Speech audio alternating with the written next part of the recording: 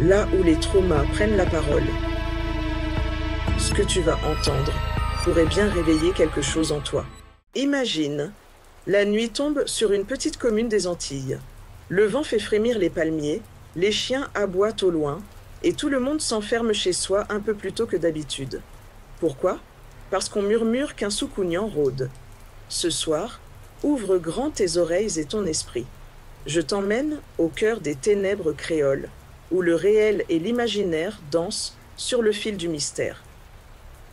Le soucougnan fait partie des créatures les plus redoutées du folklore antillais. À la lumière du jour, il ou elle ressemble à n'importe quel habitant du village. Un voisin, une amie de la famille, ou peut-être une vieille dame que l'on salue poliment sur le marché. Pourtant, à la tombée de la nuit, tout change. Selon la tradition, le soucougnan procède à un rituel secret pour ôter sa peau humaine, qu'il suspend ensuite dans les branches épineuses du grand arbre fromager. Ainsi libéré de son enveloppe charnelle, il se transforme en boule de feu ou en oiseau noir pour sillonner la nuit en quête de victimes. Son objectif, aspirer l'énergie vitale, le sang ou l'âme des vivants, voire parfois leur porter malchance ou maladie. L'origine de cette créature remonte à la période de l'esclavage et des premiers métissages culturels. Le mythe se nourrit de peurs ancestrales et d'un rapport intense à la nuit, au secret et à la magie. On raconte aussi que le soucougnan pactise avec des forces occultes. Pour obtenir ses pouvoirs, il devait conclure un pacte, souvent associé au diable lui-même. La légende est particulièrement persistante autour du fromager surnommé Arbre aux esclaves, dont la silhouette massive garde les secrets des anciens rites de la terre créole. Ce vampirisme féerique se manifeste par des signes étranges, des enfants fatigués au réveil, des animaux retrouvés sans vie ou même des malaises nocturnes inexpliqués. Lorsque l'aube pointe, le soucougnan doit absolument regagner sa peau humaine. S'il échoue, il risque de se dissoudre avec le lever du soleil ou de perdre tous ses pouvoirs. Face à tant d'inquiétudes, les familles se transmettent des recettes de protection. Sel, graines de moutarde, vêtements retournés, croix tracées sur le sol et surtout, un silence respectueux autour du fromager à la nuit tombée. En somme, le soucougnan n'est pas qu'un personnage de conte. Il incarne la part sombre du vécu antillais, symbole de peur sociale, d'inexplicable et de l'ambivalence du voisinage, mais aussi d'un héritage d'ingéniosité et de résistance culturelle. Je vais te raconter 5 témoignages poignants dont les noms ont été modifiés pour préserver l'anonymat. La nuit terrifiante de Monsieur Jules. Dans le bourg tranquille de Sainte-Rose, Monsieur Jules, homme discret au regard franc, pensait tout connaître du sommeil agité. Mais cette nuit-là, rien ne pouvait préparer ce Guadeloupéen à l'horreur silencieuse qui l'attendait.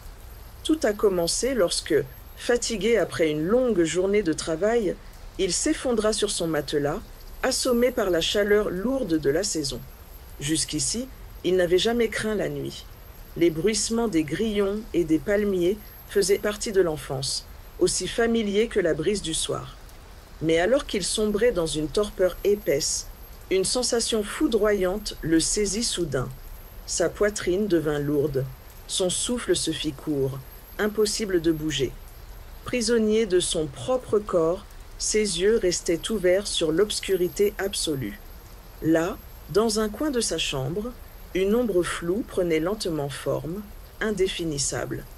Les contours humains se dissolvaient à mesure qu'elle s'approchait, et Jules sentait une froideur s'installer, comme si la chaleur du monde disparaissait dans cette étrange présence.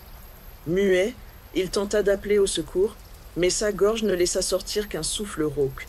L'entité grimpa sur lui, et il sentit 2 points de pression sur sa cage thoracique. 2 yeux de braise luisirent, et l'effroi le cloua au matelas. Comme s'il absorbait sa force vitale, le souffle du vieil homme se fit plus court. Il eut alors la sensation de manquer d'air, d'étouffer lentement, impuissant. Tout à coup, la pression disparut. Il retomba violemment dans le lit, le cœur tambourinant, la sueur froide coulant sur ses tempes. Il pensa d'abord à un cauchemar, une paralysie du sommeil. Mais au réveil, 2 marques rouges ornaient mystérieusement son cou. Sa mère, femme de foi, ne douta pas un instant.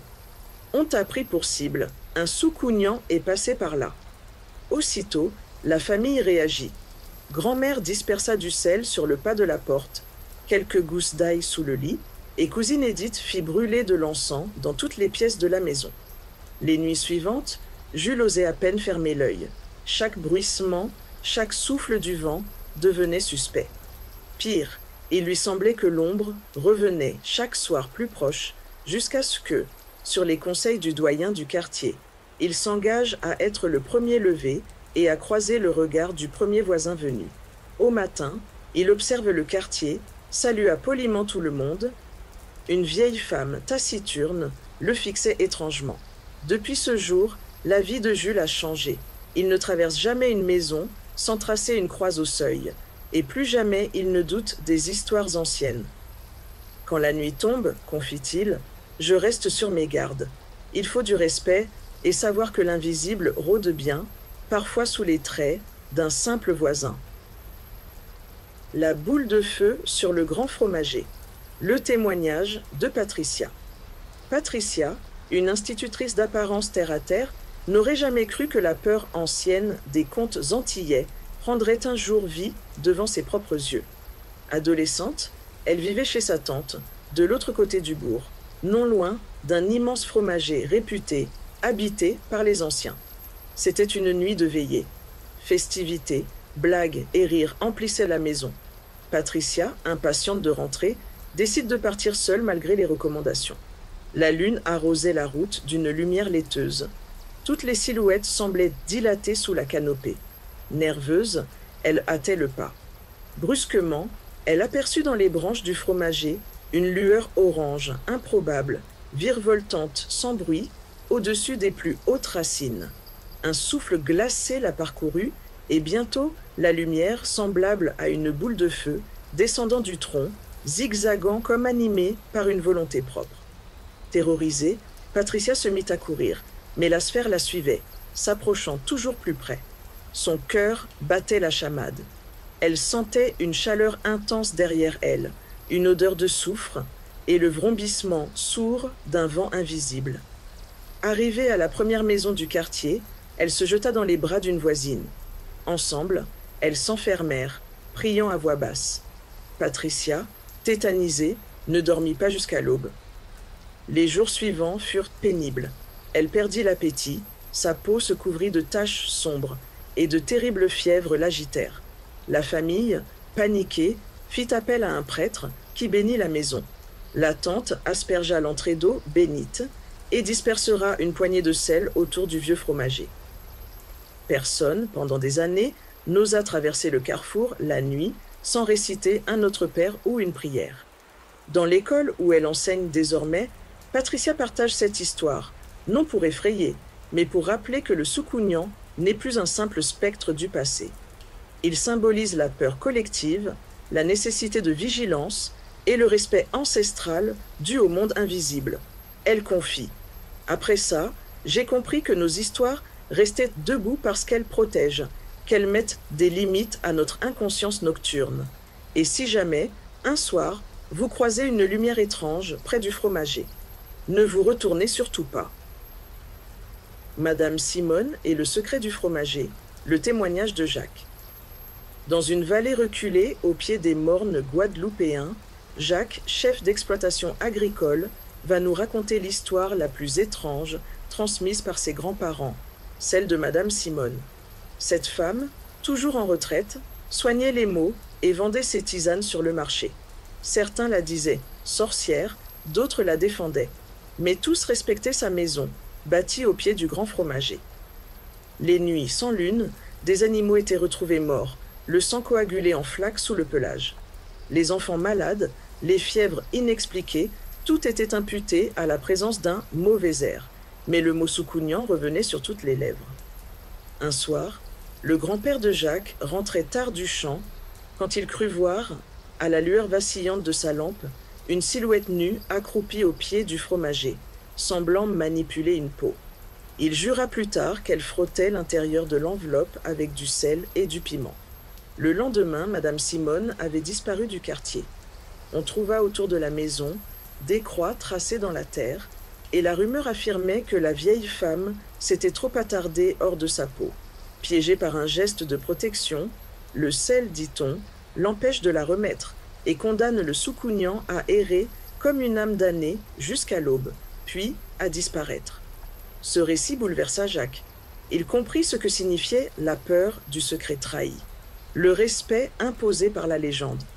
Depuis ce jour, plus personne n'approche le fromager après la tombée de la nuit, et chaque enfant s'approprie à protéger le seuil de la maison. Le sel, le piment, la croix, murmurait-on. Et surtout, respecte bien madame ou monsieur que tu croises chaque matin. Le mal rôde là où l'on doute le moins. Jacques, aujourd'hui, perpétue cette transmission, veillant au respect du passé et de l'invisible, pour que jamais le courage de ceux qui ont croisé le Soukounian sans faiblir ne tombe dans l'oubli. L'été maudit, chez Mamie Momo, témoignage collectif des cousins à Bouillante. Chaque été, 5 cousins se retrouvaient chez leur grand-mère, Mamie Momo, à Bouillante, pour des vacances faites de rire, de jeux dans la rivière et de veiller à raconter des histoires. Mais à l'été de leurs 15 ans, quelque chose bascula. Une nuit, alors que la maison était plongée dans l'obscurité, les bruits étranges recommencèrent. Grattements sur le toit, chuchotements à travers les murs, courants d'air gelés à chaque porte ouverte. Ce soir-là, un des cousins, réveillé par la soif, aperçut au coin du couloir une ombre qui glissait vers la chambre de Mamie Momo. Il courra réveiller les autres, intrigués et inquiets. Les enfants se regroupèrent, armés de lampes de poche, et poussés par le courage de la bande, osèrent espionner leur propre grand-mère. Ce qu'ils virent les marqua à jamais. La vieille femme retirait sa peau comme un manteau, la suspendait à la fenêtre, puis, dans un souffle surnaturel, s'élevait comme une boule lumineuse et disparaissait dans la nuit par la lucarne. Terrifiés, les cousins se recroquevillèrent dans leur chambre. À l'aube, ils découvrent dans la pièce de leur grand-mère cette peau, désormais inanimée, des fioles aux herbes séchées et un vieux grimoire en créole. Prudents, ils voulaient protéger la famille. Ils badigeonnèrent la peau abandonnée de sel, de piment, de poivre et même de la poudre de pétard. La nuit suivante, un vacarme d'ailes, des cris déchirants et des insultes retenues autour de la maison. À l'aube, Mamie Momo était là, blême, brûlée, la peau noircie comme du charbon. Elle murmura dans un souffle. « Dernières vacances ici pour vous, mes enfants. » Ce fut bien, en effet, leur toute dernière fois chez elle. Jamais plus, les cousins ne reparlèrent d'elle sans frissonner, portant à jamais la marque d'avoir côtoyé l'impensable.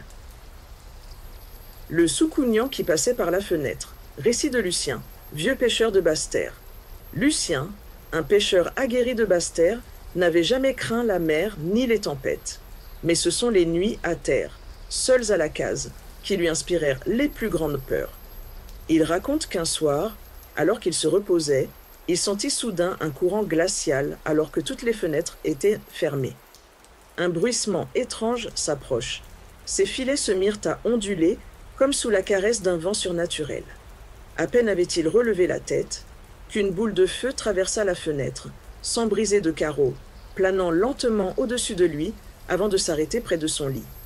Figé, incapable de crier, Lucien sentit ses membres s'engourdir. Il aperçut alors clairement le visage d'une femme du village, Madame Léa, reconnue pour ses dons de tisanier. La boule de feu semblait têter l'air autour de son ventre, puis s'échappa aussi vite qu'elle était venue. Les mois suivants, Lucien souffrit d'un épuisement inexplicable. Il consulta un vieil ami qui lui confia, effaré, « C'est le Soukounian. On a reconnu la lumière sur ton toit.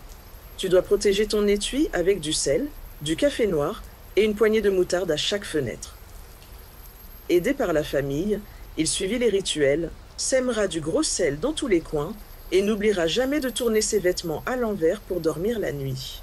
Petit à petit, la vitalité revint, mais Lucien ne ferma plus jamais une fenêtre après la tombée de la nuit et ne croisa jamais plus Madame Léa sans la saluer d'un respect teinté de crainte. Comment se défendre du Soukounian? Le soukounian est le cauchemar vivant des nuits antillaises, mais il existe une multitude de rituels protecteurs bien ancrés dans la tradition populaire. La première règle, toujours respecter la nuit et ne jamais provoquer l'arbre fromager. Par superstition, nombre de villageois évitent même de s'en approcher ou d'en ramasser les fibres. Pour se protéger à la maison, disposent du sel ou des graines de moutarde sur le pas de la porte et aux fenêtres. On raconte que le soukounian est contraint de les compter un à un, ce qui le retient dehors jusqu'au lever du soleil. Les croix dessinées à la craie ou au charbon sur le sol font également barrage aux créatures nocturnes. Certains placent leurs vêtements à l'envers ou fument une cigarette, la fumée étant réputée pour faire fuir l'esprit malveillant. Si l'on soupçonne un voisin d'être un soukounian, la tradition conseille d'observer la première personne croisée au petit matin après une mauvaise nuit.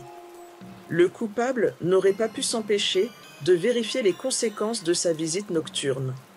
Dans les cas extrêmes, il y a un remède radical. Saupoudrer de sel, de piment ou de gingembre la peau humaine abandonnée près du fromager. Le soukounian ne pourrait la remettre sans brûlure, condamné à errer sans fin jusqu'à la disparition avec le soleil levant. Enfin, les prières, bénédictions de prêtres ou rituels de purification, eau bénite, encens, restent des recours courants.